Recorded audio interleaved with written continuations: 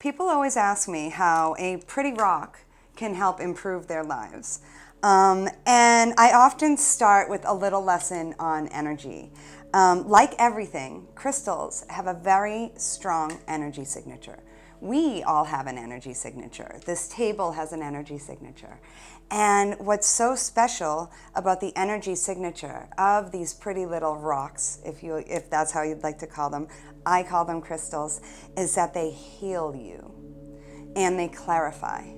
I got into crystals when I started to notice the more I surrounded myself with crystals, the less medications I needed, the more my mental health symptoms started to dissipate. And I couldn't believe the huge transformation that crystals has brought into my life. And that's why I want to teach you guys all about how to incorporate that into your life. The easiest way to get started with crystals is understanding the chakra system and getting yourself a chakra system set. And the easiest way to remember which crystals to use for what are often by color. And you want to use anything that's clear for your crown, blue or purple for your third eye and your throat. It's important that you use anything pink or green for your heart, yellow for sacral, orange or red for solar, and red and black for root. And you notice I keep placing these crystals on this plate here. This plate is the number one crystal, or at least a wand like this, if you can't get a plate like this, is essential. Before you buy any other crystals, you must make sure you have selenite. Selenite is the number one way to cleanse your crystals. And you're gonna wanna cleanse your crystals, whether they're jewelry or your chakra sets, after you use them, because you got to understand that these crystals will absorb the energy, especially these black crystals like black tourmaline. I will get into more about black tourmaline a little later in the course, but it's very important that once these absorb the negative energy, you can't just let it sit in there, and that's where the selenite comes in. You don't have to start with spending millions and millions of dollars. I started off with crystals when I was pretty poor, and all I started with dollar tumbles and little pieces of selenite like this. And you'll see, the more you incorporate crystals and the more you learn about crystals, the better your life actually gets. I will get into a lot about selenite in the Creating Sacred Space module. So you'll definitely want to watch that after this one. Crystals are a very, very important part throughout this course. So that's why watching the crystal one and the smudging ones first are very, very important. I cannot meditate without at least one chakra set. You may want to start with the 7 chakras. I often use the 10 chakras, whatever you feel comfortable with. I use them when I'm doing my spiritual baths, and there'll be a whole other module on that. But you can even just line these up per chakra while you're lying down and meditating, and you will literally feel your chakra system cleansing from it. I also encourage you to get books like the Crystal Bible so that you can reference them, because not all crystals go by color. Like this purple, this is Lepidolite. And Lepidolite is for crown, but because it's purple, a lot of people would think it's for throat. So for my more advanced crystal people, you're gonna wanna look into things like Lepidolite. If you are just beginning, a nice hunk of clear quartz that shouldn't cost you more than $2 is gonna be perfect. I suggest starting with the more abundant crystals that are easier to find. They are easy to lose. One huge caveat, you see I have lots of crystals on my body as well. The crystal community often will say, wear a crystal in your bra. And I'm really against that. I used to wear black tourmaline in my bra every day because I felt like it protected me. And the closer to my body it was, the better, right? However, women's breast tissue are very, very sensitive. And me placing this rock inside my bra for hours and hours at a time actually created a contusion in my breast that I ended up having to go get a mammogram and tested for cancer. And I am certain it's because I had this sharp rock against my delicate breast tissues. So please, if you are a follower of me, please do not put crystals in the bra. Even if other crystal experts are saying that's what they do, learn from my mistake there. The best way to keep the crystals on your physical body is through jewelry. You can see I've got crystal earrings. These kyanite earrings are for my throat, the blue. So you can see they're right near my throat chakra, and they are what helps me communicate.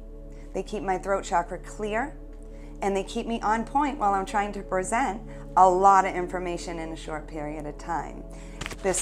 You often see me wearing this obsidian moon. Oh, and also I will say, both these earrings and this obsidian moon were made by a small company, a family-owned company, who sourced their crystals from ethical mines, and I am supporting small families.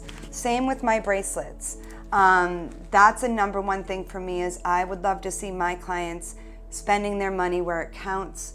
These smaller families, a lot of them have their own mines where they mine the crystals themselves. That is the most ethical way to go about it. I do not suggest going to your local mall or anything like that, because chances are they may have sourced their crystals in a way that there is such a thing as slave labor in this, and crystals are getting bigger and bigger, and crystals that are sourced from a low vibration will carry that with them. So it's very, very important. You don't have to spend a ton of money, but where you go is very, very important. Etsy has lots and lots of wonderful little shops that are family owned. Just do the research. These bracelets usually don't cost any more from $5 to $8. I'm wearing a black Tourmaline bracelet here. I'm also wearing a bracelet with labradorite, angelite, and clear quartz. These are for my upper chakras. This is for my lower chakras. On this side, you can see I have shungite to protect me from all the EMF coming from all the stuff that's around me right now. Computers, we all need a little bit of shungite in our lives. And howlite to help keep my nerves down. Howlite is also very, very good for people struggling with anger or frustration. It really helps keep me grounded. I don't go anywhere without my armor on. This is my spiritual armor. And at the end of the day, I will take these all off and I will place them on the plate or the selenite wand, so that then all the negative energy from the road rage when I was driving and that mean man honked behind me, or me getting all aggravated because I lost my favorite lipstick, it all goes into the bracelet. Then it all goes into the selenite at the end of the day, so that I am not carrying that with me. And how that helps, not carrying that junk with you, is how we eliminate the chances of getting cancer, and how we improve our interpersonal relationships, because we're not carrying stupid crap with us anymore. Let the crystals do the work for you. The protection energy is vital for anyone doing tarot, anyone doing Reiki, anyone doing customer service, anyone doing any kind of work with the public. I wouldn't go anywhere without a black tourmaline bracelet or an obsidian bracelet on, because you never know who you're going to encounter. If you're doing this work, crystals are absolutely essential.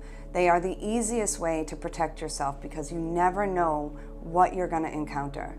Even during my days as a customer service person at a toy store, I now regret not knowing about crystals, because so many of the times I would bring home the negative energy of the clients. Even if you work in an office or a toxic work environment, these crystals will change your life. And then as you use crystals, you may end up getting out of that work environment and becoming a crystal healer, because you just become obsessed with them. Once crystals come into your life, you don't let them go. And they can change you for the better. Crystals come in many, many forms, not just jewelry, bracelets, and tumbles for meditation. They come in argonites, such as this. This is selenite, pyrite, and tourmaline with gold flecks, all wrapped up into resin. Another witch gave this to me. They are to help manifest certain ways. You place them in a certain place. and whatever orgonite you get, whatever crystals that are in it.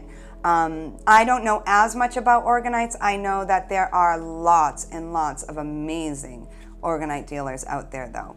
These angels are some of my favorites, and they're going to come up a lot in creating Sacred Space Module. I have them all over my house, different crystals, depending on what I want. Bloodstone is in my bathroom because it helps cleanse the blood and it helps keep me grounded. I keep this obsidian right in front of my TV so that any negative energy is coming from the TV, which we all know, lots do.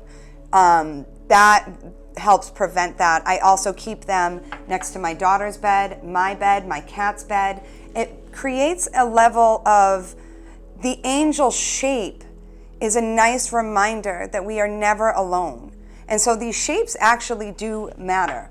Now skulls are very, very interesting, and skulls are not for beginners.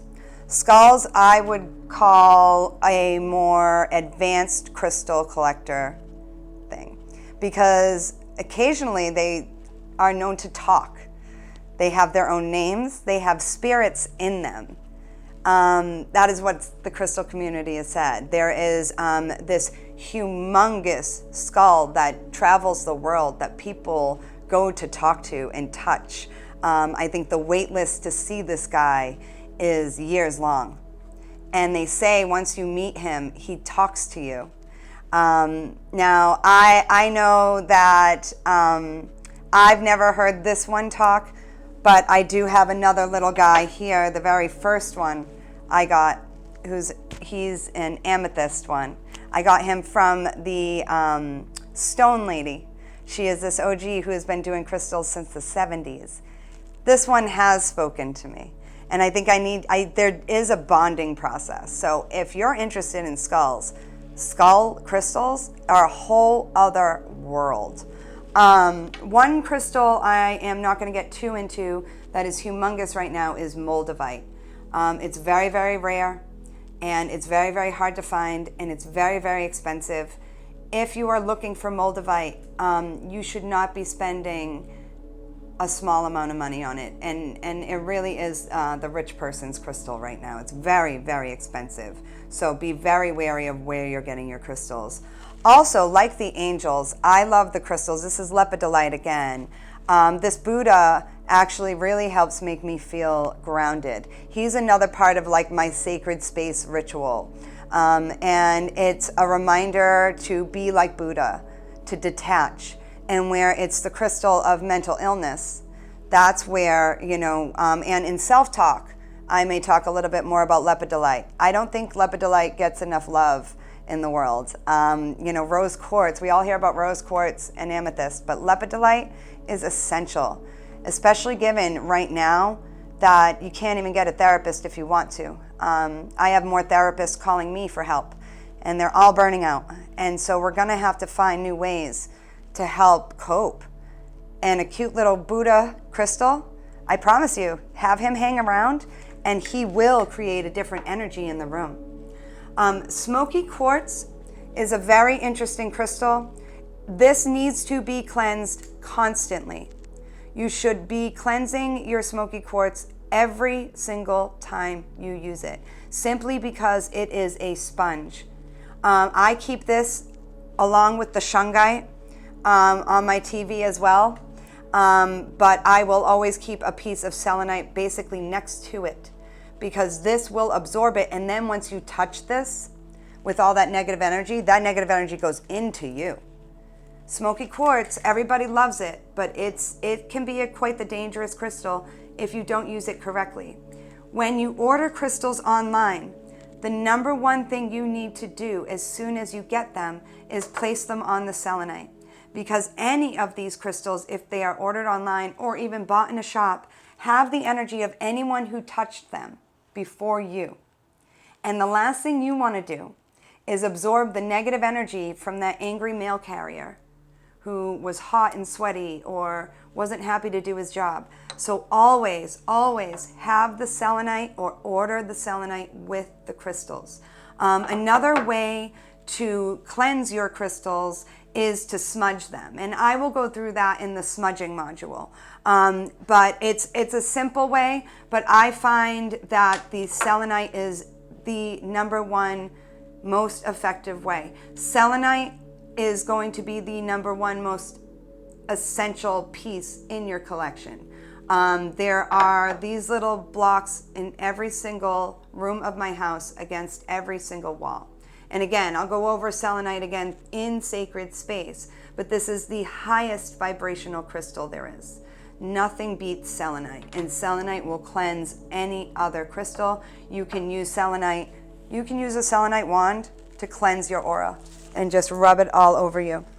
And then the biggest thing though, is that you want to shake out the energy. You want to like Taylor Swift the energy, shake it out. But it's still one of the most magical crystals. It was my very first crystal that I got into, and I'm very blessed to have been introduced to selenite. The other big guy right here, I'm going to try and lift him. This is an obscenely large piece, but this is my favorite piece of black tourmaline. Black tourmaline is the most protective crystal. You can see, you'll be able to tell black tourmaline by its serrated lines. It's very, very gentle, you can see, or very, very delicate. This is tourmalated quartz within it. This, you can tell, came straight from a mine and was mined. This I keep in the most common area of my home. I don't know if I would be able to practice the level of energy work I do every day in my home without this arsenal. And still be safe and still be able to sleep and not get harassed by lower vibrational energies. Or the most important part, if you are a working light worker and giving advice to others, is making sure you're not tapping into lower vibrational energies, because we can steer people in the wrong direction. It is very easy to do that if you've got a low vibrational energy talking in your ear, telling this person what to do. These crystals here will all help prevent that. Then there are other crystals that you use for other specific purposes, not cleansing and protection, or mental health, or tapping into spirit and letting the skull talk to you. We also have pieces like this free form. This is carnelian. This is one of my favorites. I got this piece because it reminded me of the human heart. It looks like the human heart, and you can see it's got some beautiful dendrites. This you do not want to keep in your bedroom. This you want to keep in your workspace, because it will give you lots and lots of energy. Solar plexus energy in particular. If you're a writer, an artist, a creative, carnelian is one of the most important pieces in your arsenal. As a light worker, if you create content and need to be more creative in creating content, carnelian is the piece. I mean, there are so many crystals I could spend, but I find carnelian for my artists in particular to be the best piece you can find for creative inspiration. And who couldn't use a little more creative inspiration? Then you can see, this is emerald. This is a gorgeous piece of emerald I got from my girl, the Green Witch Home. Emerald is for manifesting money. Yes, we can spend money on a crystal to help us manifest money. It's also an amazing heart chakra opener. Anything green is going to help with the heart chakra, which will then in turn help you with manifestations, because anything that opens the heart chakra is going to help you see yourself in a new light. And we'll go over a lot of that too in the self-talk module and the importance of self-talk. Crystals can also help you manage that, especially lepidolite. Lepidolite is the crystal that can help you retrain your brain into seeing yourself differently. But that's a whole other module. Another very, very abundant and important crystal is amethyst. Amethyst is everywhere. Amethyst is highly protective. You can use amethyst for any of your upper chakras. Amethyst is also wonderful if you're struggling with substance abuse, or if you know someone who is suffering from substance abuse, I keep amethyst all over my home. One of the most important parts about amethyst, though, unlike other crystals, is you should not place this in the sun. The sun will fade your amethyst. But amethyst is often the very first stone most people get into. But what they must know is they need to have this selenite to cleanse this, because amethyst is excellent at absorbing negative energies, just like the tourmalines. And something's got to take those negative energies out of the crystals before you use it again. So that's going to segue me into charging versus cleansing. Now, cleansing your crystals, that's placing them on the selenite, that's getting rid of whatever negative energy that they have absorbed. Charging your crystals is a whole other deal. And so with the amethyst, when you're charging your crystals, you're going to want to make sure that you wait until the sun goes down before you put this in the windowsill. You may want to place your amethyst a little further away. Now I'm getting a little ahead of myself. What do you mean place them in the windowsill? What do you mean charging? Anytime a full moon comes around, with the exception of eclipse season, you are going to want to put your crystals in the windowsill or outside. For me, I would never feel comfortable placing my very valuable crystals outside of my home overnight. Luckily, I have a home with some really big windowsills, and I place my crystals usually the day of the full moon, so they're all situated in the windowsill and ready to absorb those full moon vibes. Those full moon vibes will recharge the crystals and give them that extra oomph.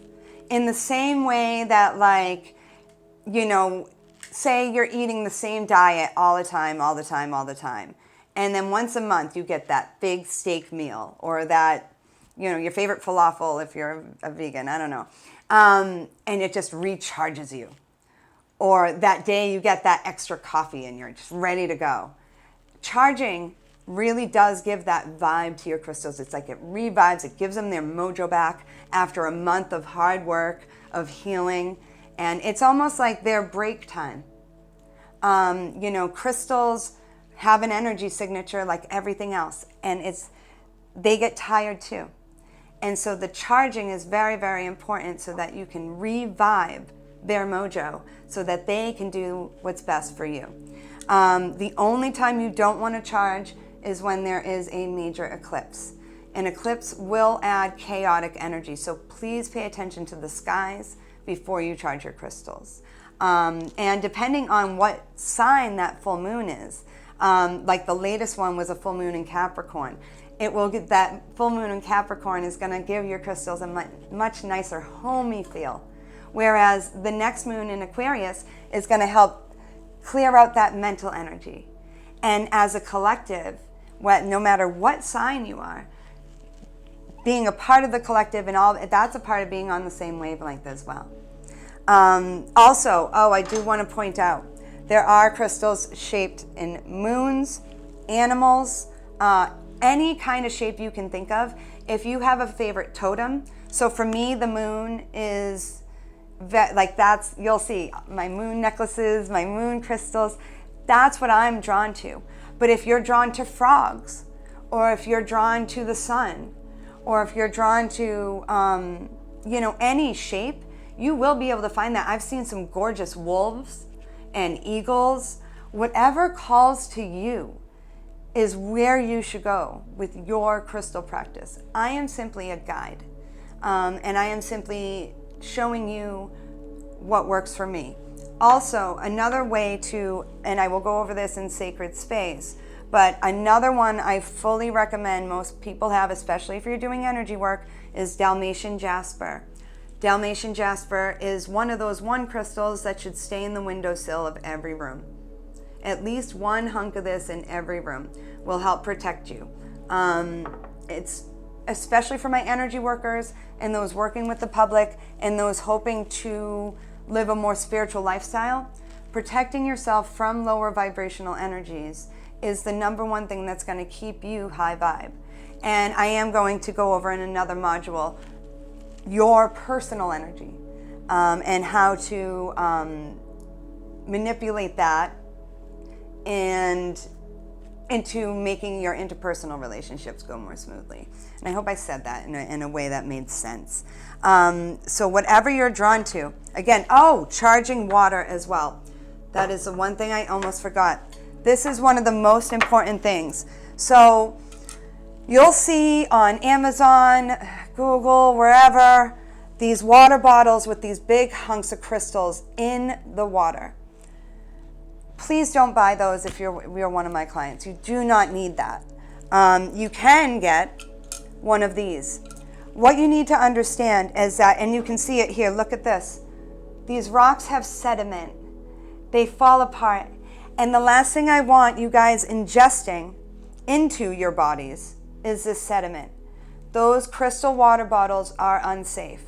However, what is extremely safe and just as effective, if not more, are water bottles like this, where you can add, you can see I've got a full chakra set within here with a piece of selenite, so I don't have to worry about cleansing them. They're constantly being cleansed, and I'm getting the benefits of the selenite. This charges the water, and the water will then have the energy signature of the crystals in it, so when you drink it, that's how you get it internally. The other way, this water bottle is very very expensive. The way I started was I just got a regular Target Contigo. I love these guys. And my raw crystals, you can see, I got some carnelian for energy, labradorite for third eye, fire agate for creativity, some more creativity, selenite, of course, shungite. This is peacock ore, some amethyst, and some clear quartz. And just placing these around the bottom, the water is absorbing all the healing energies of these crystals. You leave those overnight, then you drink the water, and your water's charged.